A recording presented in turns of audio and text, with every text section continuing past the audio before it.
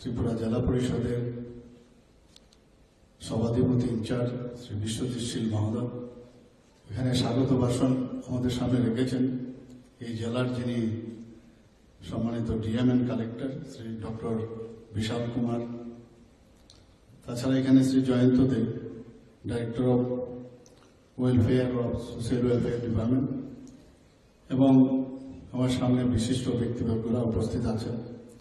ভিন্ন দপ্তরের যারা কর্মকর্তাগণ এখানে উপস্থিত, এবং বিশেষ করে যারা বিভিন্ন স্কুল থেকে আগত ছাত্রছাত্রীরা এবং আমার সাংবাদিক বন্ধুরা, সবাইকে আমি এখানে উপস্থিত থাকার জন্য হার্দিক অভিনন্দন ও শুভেচ্ছা জানাচ্ছি। Doctor B.R.. আম্বেদকর